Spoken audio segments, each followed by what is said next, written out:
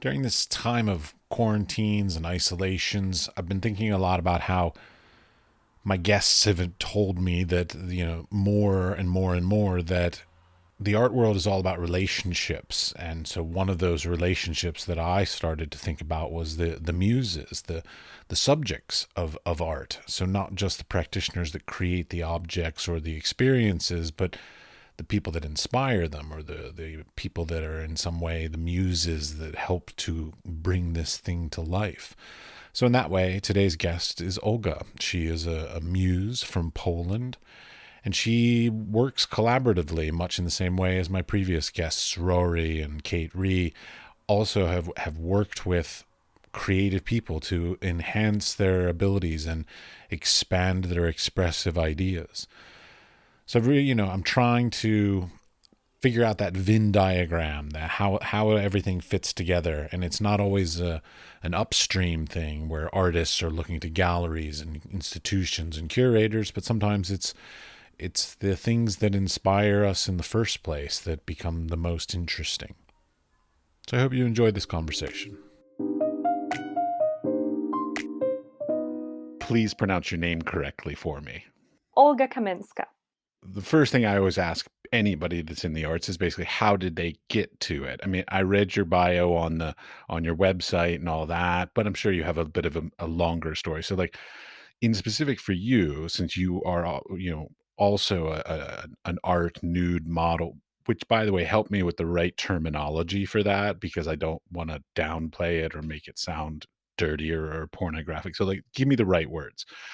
So how did you not only get into modeling, but then how did you even sort of make that transition from traditional, let's say, Modeling for art fashion nude. modeling?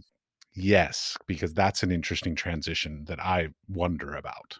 Sure. So starting from the beginning, I've tried to make it short because the story is quite long. But No, no, no, no, no, just no need to be short. You can be as long. The point of a podcast is the long story. I don't want the okay, short story. I want a okay. good, tell us, take me down a beautiful narrative and let me feel the experience with you. Okay. So starting from the very beginning, I was starting from the beauty contest for teenagers, was Miss Poland. They casted me in the shopping mall. So I was just walking around. I was 15 years old that time. And it was always my dream to become a model. My mom always told me since I was really, really little girl that I always loved the camera. And I was thinking, wow, this is something that could interest me. But that time I was also very focused on fencing. I was training fencing in a club, and I was representing Poland in the junior national team. So it was my mom was really thinking I will not have so much time for school and do sports and the modeling thing, but I negotiated with her and she said, okay, you can go to the contest. And automatically I did sign up to the agency that was organizing the contest. It's one of the best modeling agencies in Poland still. They even have one model that is currently working for Victoria's Secret, Jack, Monika Jagacek from Poland, from Poznań. She's from my city. I'm very proud of it. And then later on, I get to the final of the beauty contest. And that's how slowly I was getting more and more experience in some fashion shots. This gave me the ability to work with very professional photographers to learn how to work on the catwalk. After finishing high school, I got another request from the agency to travel abroad. And this was my first serious contract Where did they have you go for your first contract? to Milan. I think all the models want to be in Milan, and it was a fashion week time that I was there, and it was pretty fun. I've been there for 1 month, It learned me a lot, and I did enjoy. I met a lot of nice people, and it was also for me, first time experience when I traveled alone. And I was living with all the other models in the model house. It's not that easy and super as they shown or as they talk about. It's really a tough life. You are getting from the agency a budget of, I don't know, I don't remember. I think it was like 30 euro for a week for food, basically. What is 30 euro for a week, like, you know That's ridiculously low. I mean, yeah. ridiculously low, and still you need to pay this back, right? So Well, they wanted you to stay skinny, so, you're not supposed to overeat. of course, but you can imagine what you can eat for 30 euro. The good thing is Milan is a very energetic city with a lot of possibilities. So it was very common to find some, I would say, PR people that are inviting models to the restaurant for lunch and stuff. It's a very common thing in Milan, so you can get a free lunch. And this was my thing to get this whole month without starving. I need to say, Milan market was never, it was not a good market for my type of beauty, because I am not a skinny fashion type of model. If you look at my works, and we basically will go on why I didn't stay with the fashion industry, I transferred to the more artistic and art nude industry photography. And this Milan trip learned me and learned me and showed me that a little bit of my way, that what I'm good for and what I was not good for. So I took the little failure, because I didn't have a lot of jobs besides some showrooms that didn't require very, very skinny models. I did learn the lesson that I am good, for example, in lingerie, because the clients from the lingerie and swimsuit industry was more interested about me than catwalk. I was very sad about it, because I still love catwalk and I was loving fashion shows. It was really my thing. But yeah, you need to go with the market. So Well, you could do lingerie and swimwear catwalks. yeah, I was doing, but also that time I really loved some the clothes, the all high fashion stuff. It was something. We all love high fashion, but we don't all look good in high fashion. I mean, I don't look good in high fashion, but I admire it. Exactly, but it was a nice experience. So from this first trip, I learned what I'm good for. And then my agency told me, Olga, you can do more commercial stuff. And as I said, some lingerie, bikini stuff. And Turkey, Istanbul is the best market for you. So the next travel was to Istanbul. And I was very successful there, because they are a very big fan of more curvy looking models, let's say. I know. I lived in the Middle East. I know what they like, yes. And also the type of brunette models. They are very strongly connected also with Russia. So whenever I say my name is Olga, but I basically hate it when I say Olga, oh, you're from Russia. No, I'm from Poland. And you don't speak Russian? No. And they're always like, okay, okay, okay. I thought that Poland also speak Russian. No, no, no, we don't. But that's what they are thinking. Not uncommon, unfortunately. So after these two contracts in Istanbul, I also started to be, I had more experience, and I was, how to say it, more self-confidence to try to work on my own as a freelancer. I started to get more contacts, and people started to contacting me, and other models recommending. I think this is the best always a way to work by recommendation, right? And this is how I started to work more for portfolio builders and more like a private shootings. and traveling on my own. This was a quite big step for me. I I really needed some time to think about if I want to do it completely on my own, because I knew then agency are not so likely,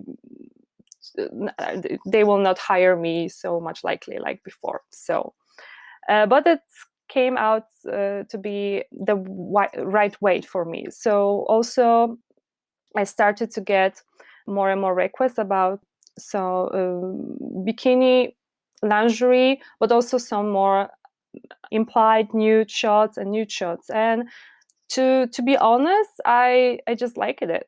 It just came very naturally for me. I I didn't feel, I really started to work from the beginning with very professional people. This is something how it just naturally came after the fashion industry, then lingerie and swimsuit, and then the art nude stuff. Yeah, because I feel like there's a lot of sort of bad press out there about like old men taking pictures of young naked girls. I And know, but it's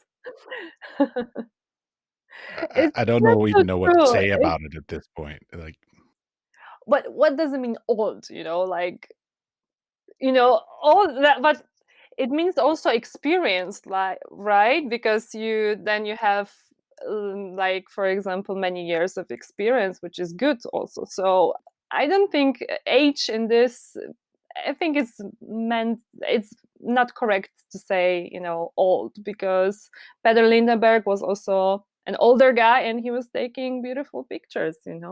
yeah, I should caveat that. Like, so it's not just old men taking pictures of young girls. It's basically perverted amateur photographer old men taking pictures of young naked girls. Like that's a horrible cliche that unfortunately still exists. There is something bad about it, but going in the other side, for example, for the model like me, for a very long time, maybe you heard about it, young, beautiful girls, models going to Dubai, for example, I lived in saying Abu that Dhabi. you lived everywhere, basically what I hear. So, but really, this was a time very. It was very obvious that models, I say not really models, but they call themselves models, was going to Dubai and doing stuff. And for me, also as a professional model, really working abroad, around the world, I was also working in Dubai. I was putting they all was putting me in the one place, and it was also very, for me, it was hurting me also, because why they are taking the name of the model and say, oh, we are professional models. No, you are not professional models, really. Well, and that's like the kind of thing, like going back to like the what the right vocabulary is within like what you do. So like art model, art nude, even like when it comes to me, like I'm a photographer, but like when people say professional photographer versus photographer, like all these little vocabulary things can get really muddy, whether it's, on a model side as far as like professional model or art model or whatever versus photographers. Far too many photographers define themselves as professional when they shouldn't be. Sure, I agree with that, but everybody wants to be, to use this word professional and call themselves, but is it any line to pass to say, oh, I'm from professional? I think it is something you just judging yourself, like saying, oh, from now I can say I'm a professional, after. Well, see, I think professional comes from basically if the majority of your income comes from whatever that thing is, then you're a professional.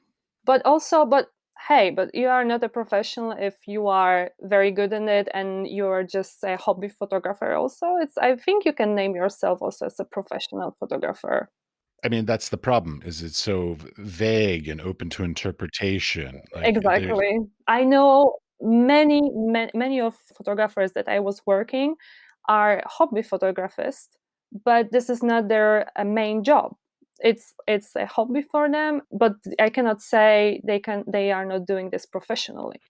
well, and just to be clear, so I don't get yelled at by all my listeners, professional, non-professional vocabulary aside, that has nothing to do with the quality of the work. I know Okay, some gotcha. what you would call hobbyists or amateur photographers who make spectacular work. And I know some quote unquote professional photographers that make horrible work.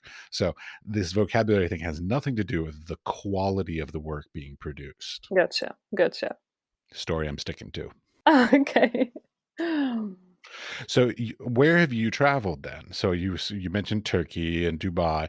So, like, have you been to every continent? Have you like done the whole world? I didn't do the whole world yet, but I think I didn't visit for photography. No, there are a few places, of course, I didn't visit for photography, but mainly I was traveling and focusing on Europe.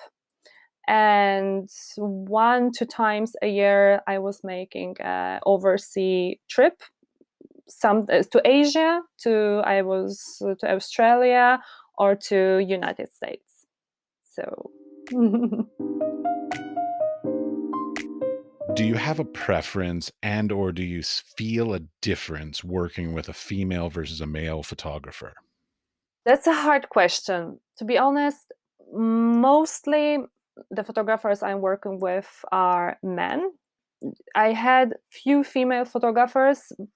I never had a bad experience with a female photographer. I need to say that.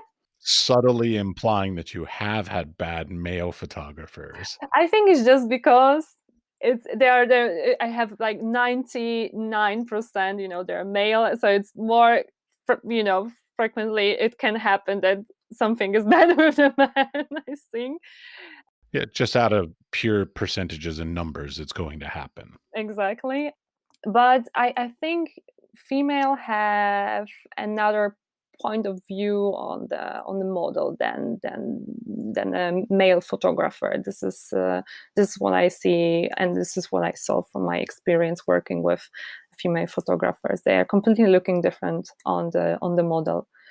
But as I prefer, I don't have a preference. I can work with female photographers and with male photographers. There's no problem for me. Well, you've been doing this now for what, 10 years, I think is what I've counted. Yeah, over 10 years. Yeah, so I mean, I'm sure you're pretty adept at working with pretty much anybody that comes your way at this point. Working as a freelancer and traveling and meeting so many new people, it's just you need to be easygoing, and it's a part of my work, to be easygoing. And this was also one of the thing that I loved when I travel, just to meet new people, new cultures, to have new experience, and you just need to be an easygoing person. I think in this industry, if you want to make good job. Yeah, nobody wants to hire a diva. Exactly, but in some high fashion industry, I think there are some divas. Well, and I will take as much blame for that. There are divas on the photographer's side as well, so Oh, it's not oh yeah, that's just for sure. I even work with a few divas photographers, believe me. like I said. Yeah. Okay, so these days, so because like I keep thinking back to the idea that like the idea of a traveling model of any sort, so fashion and or now sort of art nudes and all the different kinds of things that are available traveling is reasonably new in the grand scheme of sort of art history and all this. Mhm. So, but my question now is like, how do you do it these days? So, like, in at a certain point, you could have used an agency, but then if you chose to generally close the door to agencies, that's done, and you can't go back. So, I mean, there are the things like there used to be one model place. I don't know if it still exists, but the model mayhem and all those kinds of online things. Like, do those things work? It does. It does still exist. I sometimes using it. Model Mayhem when I go to US or to Australia, it's very good working there. So, and you say I closed the door with the agency, not completely, because it's still some commercial work that I'm working with the agency. So It's not like completely closed door of that. You can choose to close the door also, but I'm in contact and in touch with some agencies that need a model like me for commercial work. Because that's an interesting little thing. Like me as an outsider, I generally assume that it once a model starts doing art nude, that oftentimes a lot of doors are closed to them in the more traditional senses. Is that how it actually works? This is how they say, and I was also worried about that when I started to switch to the art nude modeling business. But if you don't get very like a big campaign, which is almost impossible if I am not a full-time fashion model, it's the clients are not so picky and they are not digging out your all your name and Google and pictures and stuff and I never had that experience that the client called my agency and said, oh no, we need to take Olga off from this project because I found her nude photos. No, not really, not really, not really. Okay. Well, that's good to know. I mean, I'm working from a stupid outsider's perspective, not knowing the ins and outs of the industry. You have that knowledge.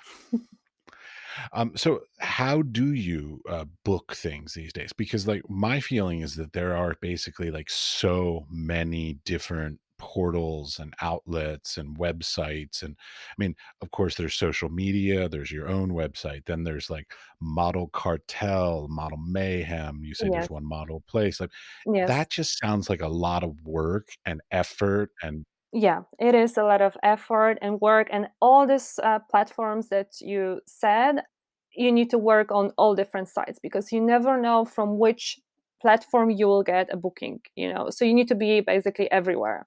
It's good to have a website because you are looking more professional and you have a brand, right? It's good to have Instagram because these days you have followers and models with many followers are getting more bookings because they are more recognizable, or followers now are it's a big thing. So if you have a it's a lot of currency in and of itself. Yes. exactly, so you're building up your profile and in social media also, which is very important now. But also I have a profile on all these platforms to show my work on my portfolio to reach to other people. As you say, Model Mayhem, it's more for English speaking people and it's more popular for English speaking people. Model Carte, it's more the most popular for German speaking people. So wherever I travel, to Germany, to Austria, to Switzerland, for example, I use Model Carte because this is the thing there. So wherever I plan, I say in my head, oh, I want to go to Switzerland. I will put a post or a notification on Model Carte. But also I need to use all these platforms. Like I try to make a notification and travel note on my website, on Instagram, on Facebook, on my Facebook fan page, basically everywhere. You just need to flash everywhere.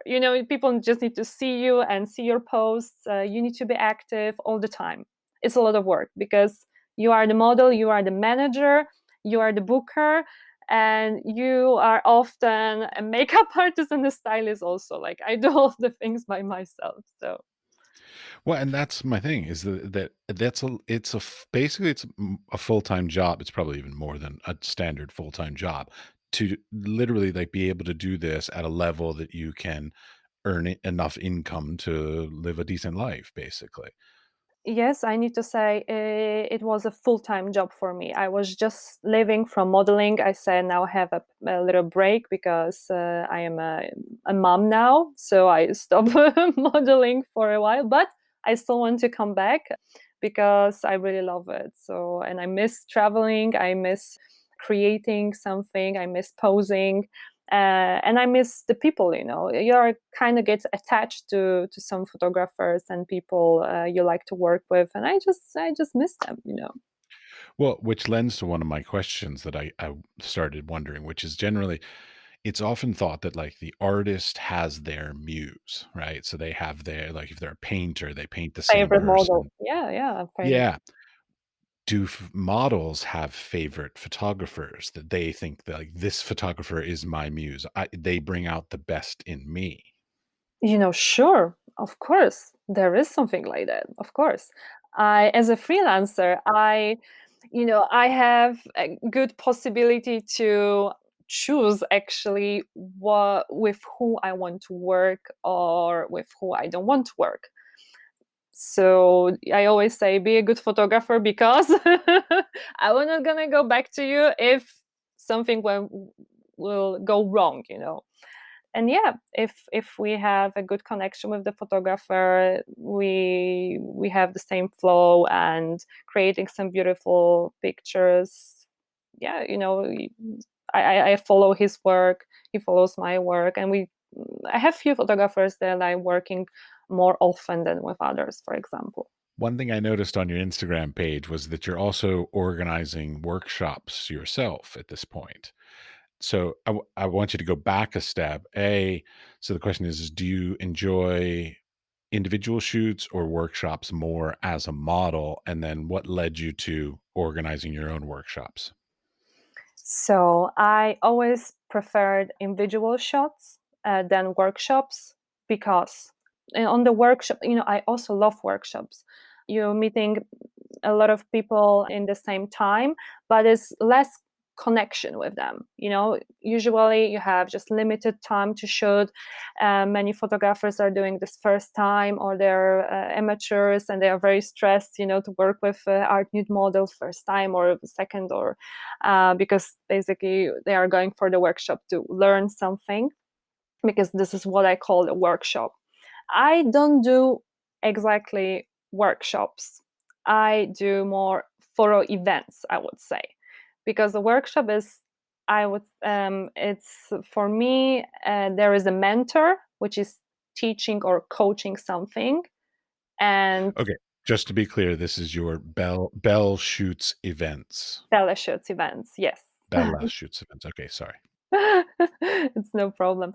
And coming back, I prefer individual shoots as a model because I get better connection. I have more time to speak about the project with the photographer and to create and to understand him what exactly he needs from me.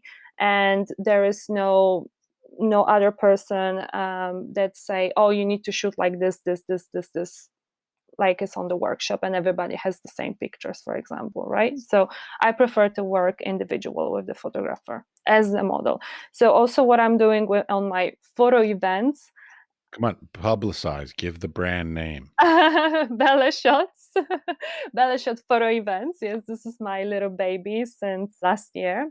I try to, from my experience, because I was working on all these workshops and to bring the best quality for the photographers and what they really want. So what I saw that people want a lot of time, they need a little bit more time with a model itself, and this is how they learn much more than shooting, in a bigger group.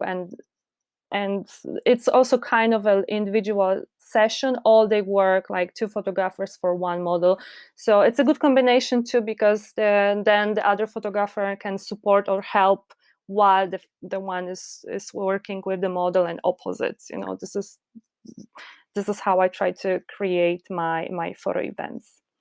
So sometimes there's no mentor, like that is a teacher or mentor or coach for photography, and sometimes I'm doing like a more like a freelance, just hey, come to Poland. I have a cool location, professional models and styling, makeup, everything is there. Just come and have fun, for example. Well, see, that's my thing. Like, I mean, I'm a professional photographer ish, depending on how you want to define professional, but I do photography. And I often wonder about the workshops. Like, I picture, so keep in mind, I think I'm old fashioned in this way, is that somebody who runs a workshop is either like top of the industry and you want to learn from the best, basically, or they are workshop photographers. So these are photographers that sort of made their name and their reputation running really good workshops that people Yeah. leave with So good they're good learning and things. teachers, right? Yeah. Right. So basically they're good teachers that don't teach at universities or anything like this, but they teach via workshops. And I feel like that the role of, or the act of even doing these workshops in and of itself is a full-time job, because like, to run these workshops you have to coordinate the locations, hair and makeup, wardrobe, models, food, potentially insurance, travel, and then you actually have to turn around and market this thing. So then you have to do the whole public relations of it, and then that's another whole layer of social media that you now have to integrate. So not only are you doing your own social media, but now you have to do social media for this as well. Like, it's just, I feel like there's just constantly more and more things to do that don't necessarily give us like better results or more money or better life or whatever, but like lots more work to do. I get your point of view. For me, doing photo events was always something I really wanted to do since like a longer time. But as you say, there's a lot of things to coordinate. So I knew, being a full-time traveling model, it's impossible to mix with photo events. I knew there will come a time that I will more settle at home. This happened when I started to be pregnant, for example, or I was planning with my husband to get pregnant. And yeah, and then this was the perfect time to work on the new brand. And I knew the basics. I knew how I wanted to run it. I just needed to find a good timing for it, to start to run photo events, and to see if I will have anybody, interest in this. But the first photo event was sold out, like, I don't know, in 1 hour, I think. It was amazing. I was Oh my God, it was so stressful for me. It was like, no, nobody wants to come to Poland, like, who wants to travel to Poland? Everybody goes to Czech, for example, to Prague, or to, I don't know, Rome. Ukraine is a big one. Okay, Ukraine also. Yeah, there's a lot of gorgeous and great models from Ukraine. I also work with a few. So I was thinking, who wants to come to Poland? But it was my little dream since a long time to say, hey, Olga, you will be the one that will show people Poland, And I started from my hometown city. Yeah. Okay, okay. So I want to know, give me like the literal, like, how did you do that? Because I feel like, I'm being selfish in this. I'd like to run some workshops, but I don't know how to do it. And because I'm intimidated by that fear, and it's a fear of failure, like putting yourself out there and starting the publicity machine saying, hey, I'm doing this thing, and putting it on social media and building a website, doing all this stuff. And then the fear of nobody signing up, it feels like it could be a horribly embarrassing thing once you basically tell the world, hey, I'm doing this thing, and Yeah. the fear that nobody will sign up. So how did you do it? So, like, did you use social media? Like, how did you publicize it? What did you do to make it successful? So to be honest, the first event, I didn't publish it very on every platform. I did inform few of the photographers. I made a closed group. So I was using my contact list from my travel experience.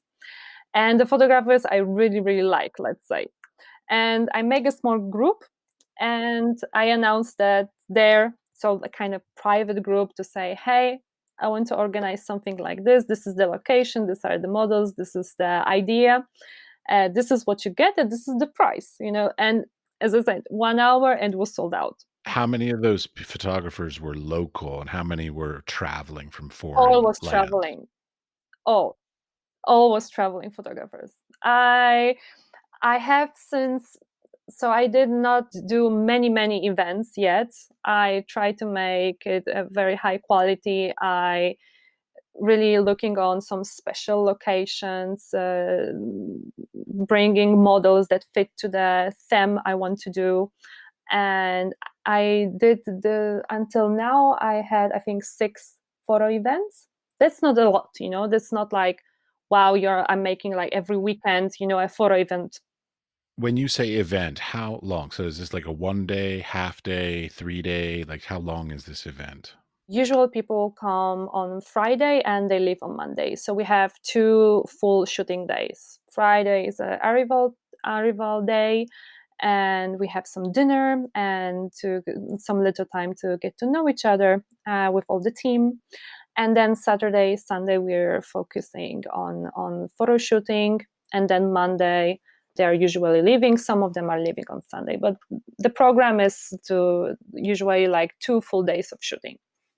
Yeah, it's not a workshops. I said this is more like a little holiday, because little photo holiday also, because they are not coming to Poland for just one day. It's too much hassle, I think, or to my hometown. If I was living in Warsaw, maybe, but the connections to Poznan are not so super good. There are really good connections to Berlin, to Warsaw, but there's always a little time to travel by bus, by car, or there are some flights too, but not so many and not so common like to Berlin or Warsaw. So I was trying to find a way that it will be worth for them to travel to Poznan.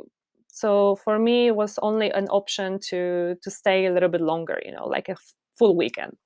Okay. I'm just thinking through all the logistics in my mind and I'm just trying to wonder like, I mean, if you sort of deconstruct this and go backwards, like the reason why, like, let's say somebody like you can pull something like this off reasonably easily is because you have spent so much time in that industry, made the connections, built the networks, done all the work. Whereas, like, again, I'm being selfish. I'm new to Europe and I don't have any of those networks and connections here in Europe. Now, if I did it in America, maybe I could probably pull it off there. But it's but the idea that basically you have to, even from your side, because like I'm always thinking about artists and how they need to build their networks, but really you as a model, as a muse, whatever word we want to put to this, the you also have to actively build and nurture a network in order to continue to grow your careers as well. Yes, I think connections and building a network in, or doing a modeling, travel modeling moves, or doing photo events, it's the same thing. It's all about contacts. It's all about contacts, good reputation, and recommendation from other models or people that was satisfied after the first event. They talk about you, talk about your brand, or the model, and they want to come back, or they want to book me again, for example.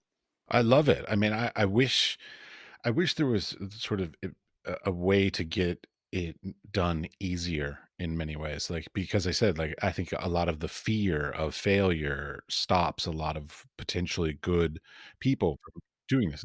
I think everybody has a little fear opening a new business. I don't know anybody that opening a new business and being so selfish to say, "Oh, this will be a 100%, It's great thing." confidence. It's Come. confidence. Okay, maybe there are some, but all of my friends that they was building a new brand or opening a new business, they have, of course, some fear if it's gonna run. What if it's not gonna run?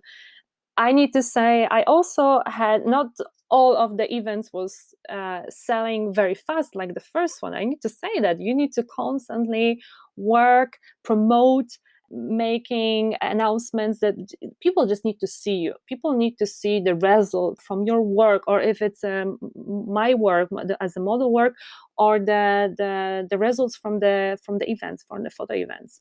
Actually, interesting, because that leads to a question that I have wondered about because some models I see on their social media all professional shoots. So it's all, results of collaborations with other artists, photographers, because it could be, which also is another question. I'll get back to that too. But the, whereas some other models I've seen like a mix maybe of like some professional shoots and lots of selfies or personal fun types of things. What do you think about that? Like, because I think it's just everybody are trying to find their own personal mm, thing that is make how they're creating an image how the people want to see them. Me, I was trying b- in the very beginning of creating my Instagram. I was also mixing. I was mixing my personal photos, as you say, some selfies, some professional photos.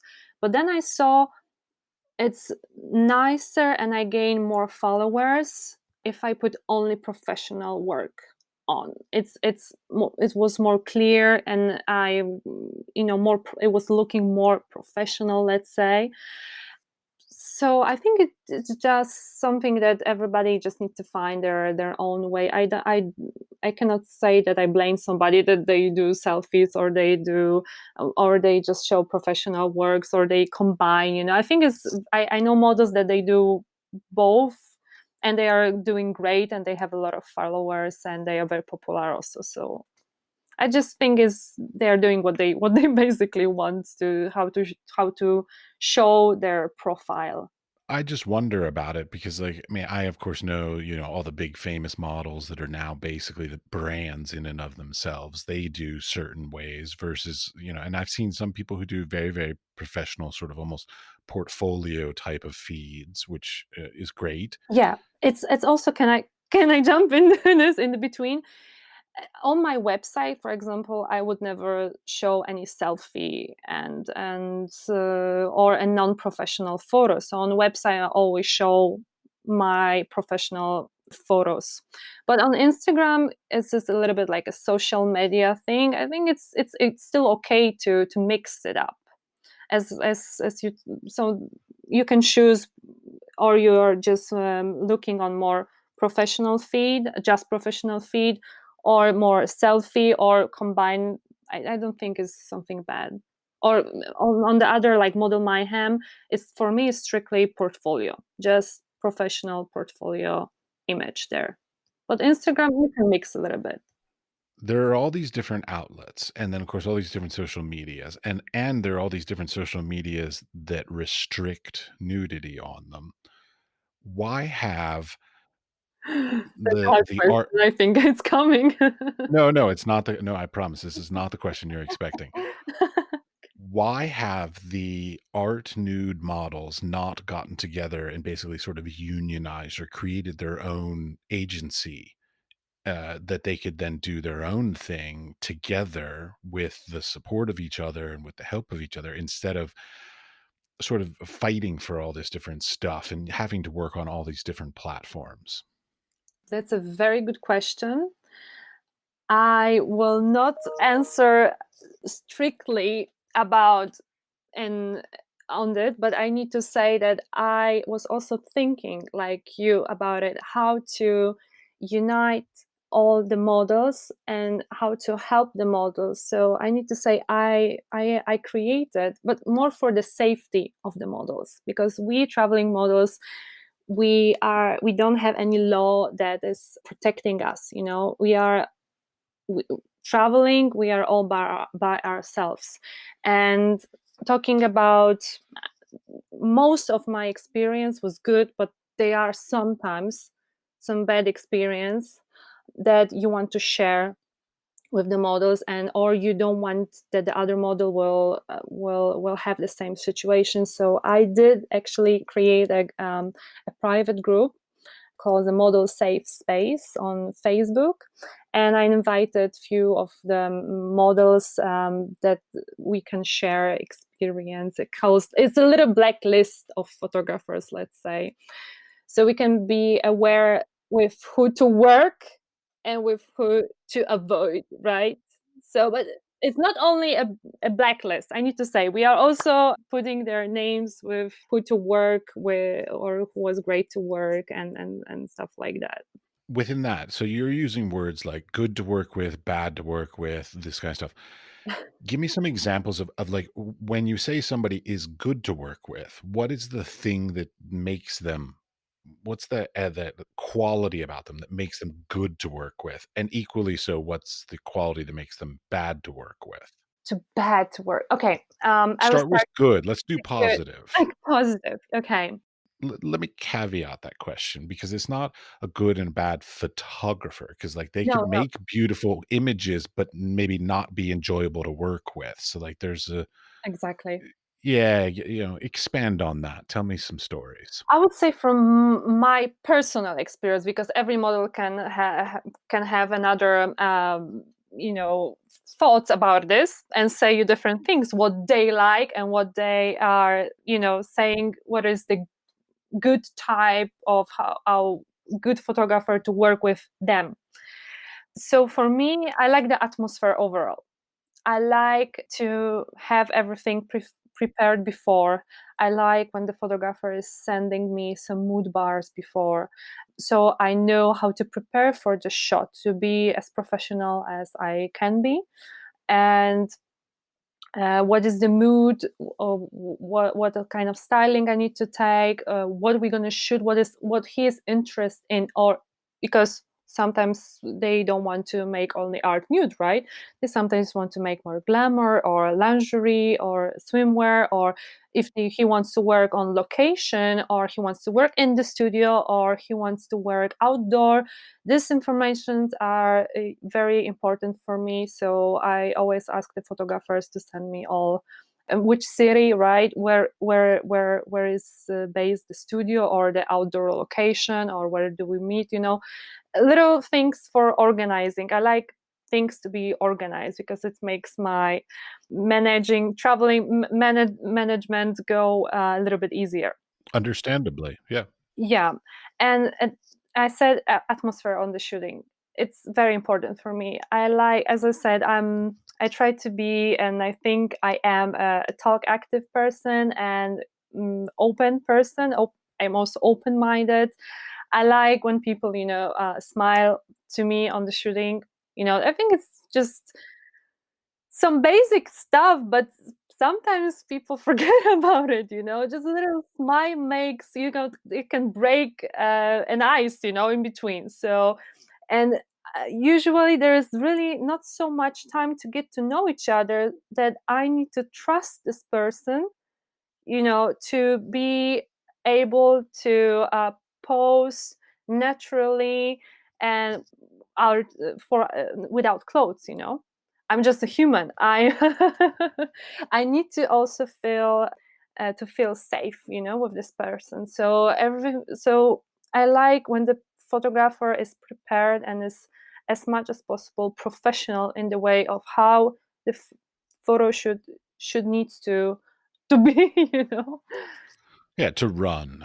Just yeah, whether it's timeline or organization or locations, whatever, like you got to have some plan to like I generally say like you should have a plan and then once you show up on the day, the plan sort of goes out the window, but you at least have some place to start, a foundation that everybody yeah, agrees on. yeah.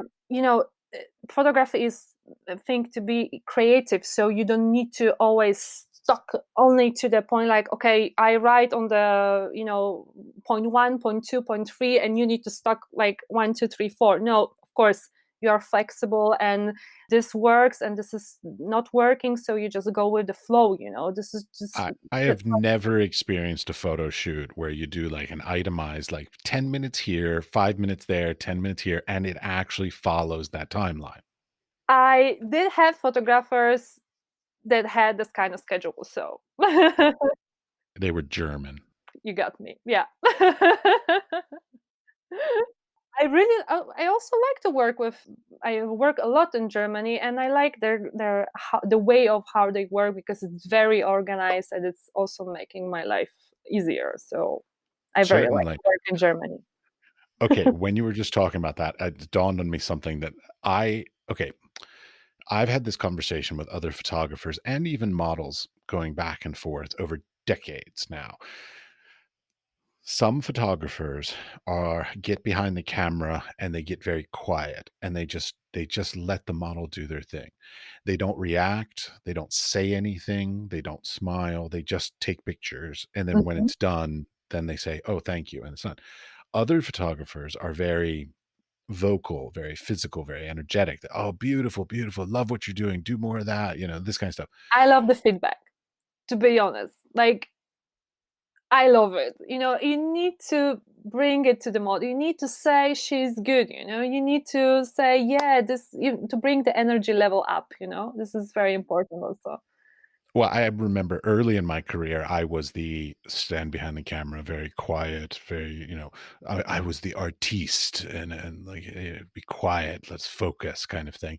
And my most recent photo shoots, like I have music playing in the background, and to whatever their taste is. Yeah. And I'm sitting there going, beautiful, beautiful, love that, more of this. And like I feel like such a cheese ball while I'm doing it, Yeah. but I know that the models appreciate it. Oh yes. Oh yes. I think all the models appreciate that, really. Because there's a sign that you are doing a good job, you know?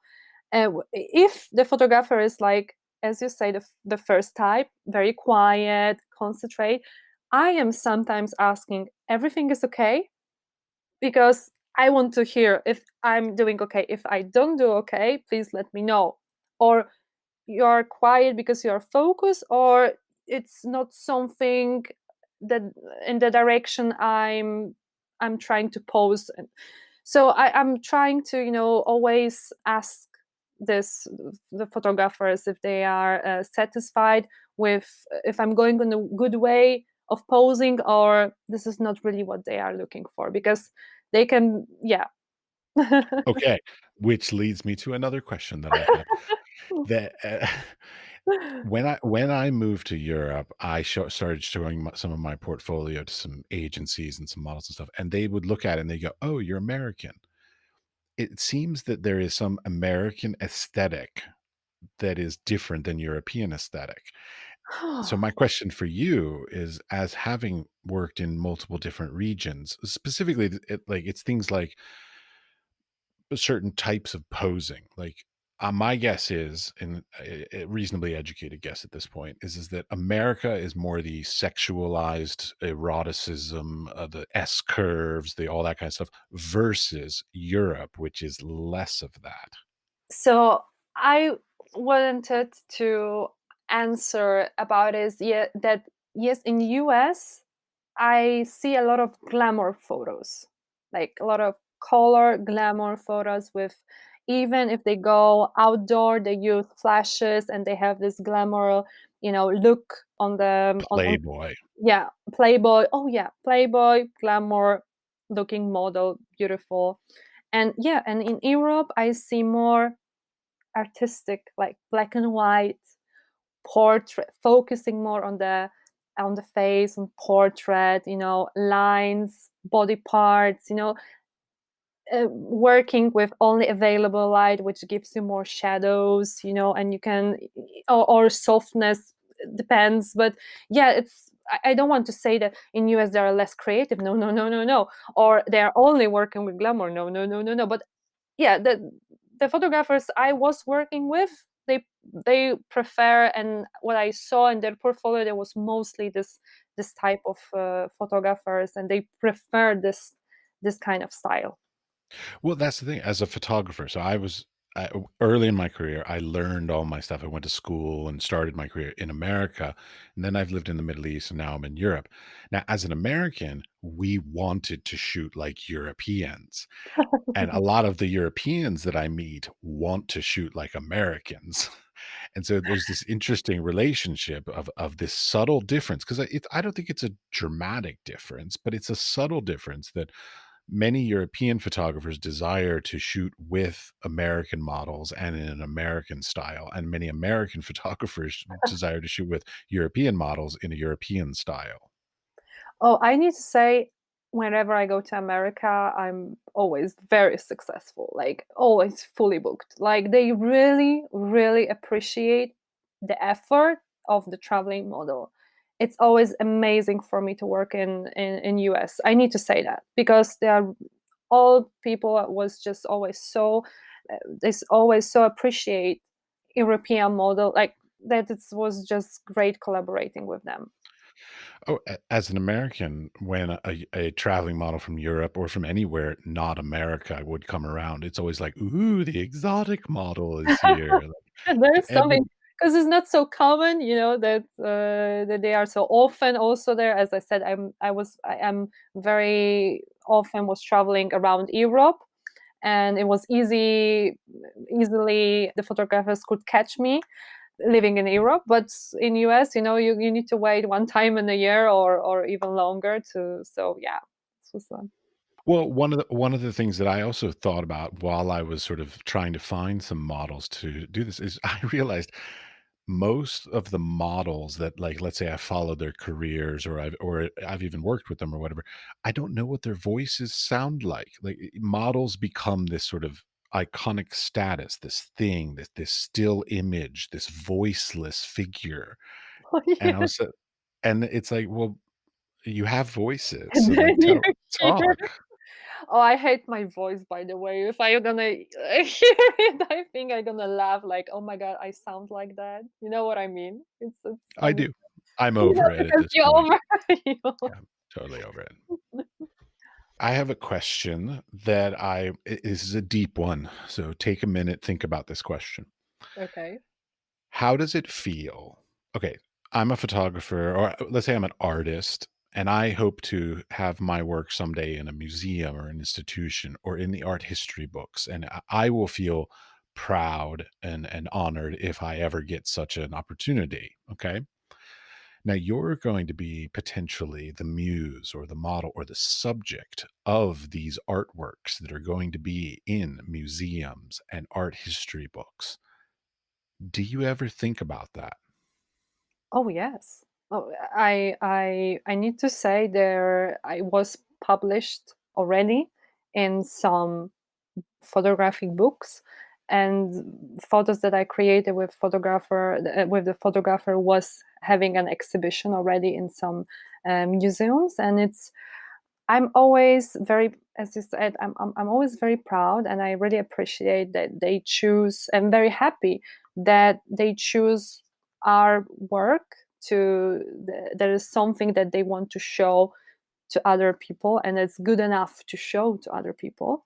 And it's a privilege for me that they choose me as the muse to be in their work, in the books, or an exhibition on another, or a magazine, or even or portfolio. Even the online portfolio is also a big thing for me.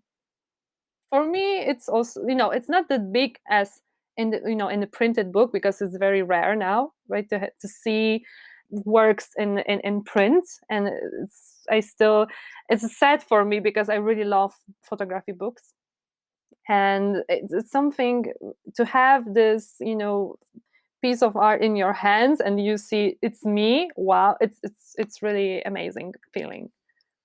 Now, you've been doing this for more than a decade. You are currently married, have a baby. Congratulations. I didn't say that before, so I'm saying it Thank now. you, thank you. How long have you been married? 5 years.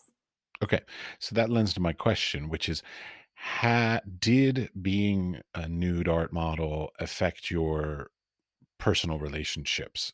It could be family, friends, dating, whatever. Like, did it even affect it? And if so, This is a very good question. It's a very good question. It will be not very short, I would say. In the very beginning of my photographic career, I never had problems to be in the relationship, to have a boyfriend. I need to say, all the boys was coming to me, and because they knew or saw my works, or she's a model, and I was always kind of, they was always kind of getting attracted to me. Until I met my husband, all the other relationship was ending because of my modeling. To be honest, there was so it was something that was just they couldn't accept. They couldn't accept, and it was very hard for them to accept that I'm traveling. At that time, very early, I didn't do the art nude stuff, but I was traveling. I was abroad. I was working, with a lot of new people, and I was not all the time with them, for example. So it was always an issue for them until I met my husband. It was also not very. He's completely not from the modeling industry, so for him everything was new. It was not very easy for him in the beginning, but he trusted me, and I needed to trust him too. So it's a lot about trust, I think, in the relationship. You just need to trust and rely on the person. And I was trying to also tell him how this business is looking, how it's running, how I find bookings, how I work with photographers, how and that I it showed to him that I really treating this very serious and professional from my side. And then coming on the family part, I will tell you a little story. So it's I very love the story. It's about family because it's I wonder about this. Like, I mean, I've known plenty of crazy girls in my life. I've known strippers and girls that model nude and all this. And I often wonder, I'm like, how does your family react to this kind of stuff? so my family, my mom and dad, obviously, when I was starting to modeling, I was under 18, so my mom needed to sign the permission. Oh, she can be in a model agency and blah blah blah. But after I was 18 years old, I started from my side. I was starting to create more and more explicit, let's say, photography, the art nude photography. Of course, I was not showing them, oh, look, mom, I did such a nice nude photo. But somehow they realized that I'm doing this kind of photo shoots. Very fast, I got to be in Playboy. I think just after, I think two, yeah, 2 years after doing art. That is what your website says. Yes. Yeah, after 2 years, I Playboy Poland asked me to be on the cover, which was a big wow, wow, wee, wow, wow for me, you know. And of course, you know, so I need to tell you that my dad was the first one in the shop buying almost all the magazines from the shop, and not because he didn't want that he didn't want that anybody sees me, but actually for his friends he was buying the magazines and giving it to all his best friends, saying, this is my girl, you know. It was like really, it's so awkward, but it was like that. So this is my dad. It was really funny, and I'm still making fun of this because usually dads would say, yeah, I will buy all the magazines so nobody can see my girl. But no, he was quite proud to know about it. Just as a little aside, what do your parents do for a livings? So my dad has his own company, and my mom, she's helping to run the company. They are making private transportation. So my dad has some, yeah, private transportation company. Oh, that's fine. I was just wondering sort of if it was related to arts or No, oh creativity or no, anything. completely no, no, no, no, Okay. completely no, no. Okay. So beyond the relationship thing, something else that I fear, and so like bear with me on this. Do you ever feel like have you ever had any stalkers or people that have sort of crossed a line? Because I mean, there to a certain extent, like by choosing to be a nude model, you have become a sexualized thing to a lot of people. And I imagine that there are people that take that too far. And have you had any sort of bad experiences like that? I'm trying to think, but if there was something in my, as you say, like stalkers or something like that.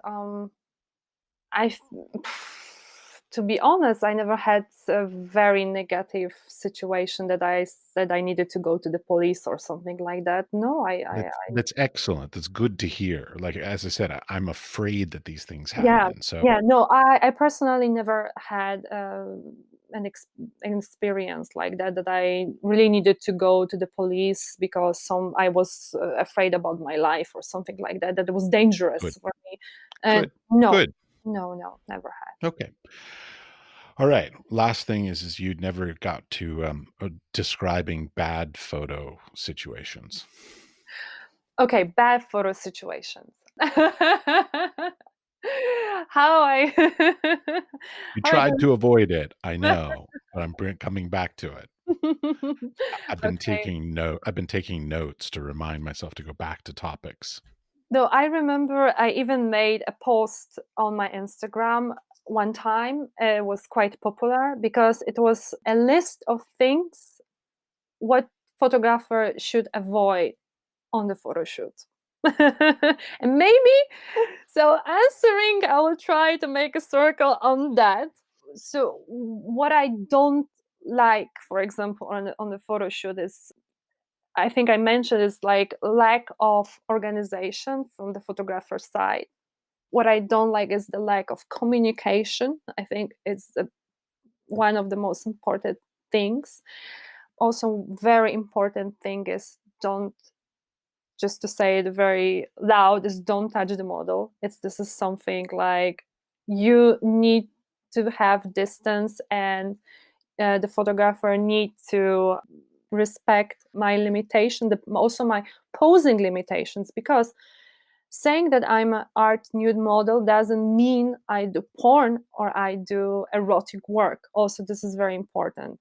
So the photographer need to respect the model limits, and sometimes they don't. So that's what I say, it's a bad experience and a bad photo shooting when they don't respect model photography limits. So they're asking for things that the models don't do, or they want to, they pose the way that the models don't like or don't want to do, or generally don't respect the model, right? It happens also sometimes, that they are thinking, oh, they are super great, and the model is just an item, for example, and they think that they can move my hand, for example, without asking, or putting me in the position without asking. No, this is something, it's a no, like, you never touch the model without the permission.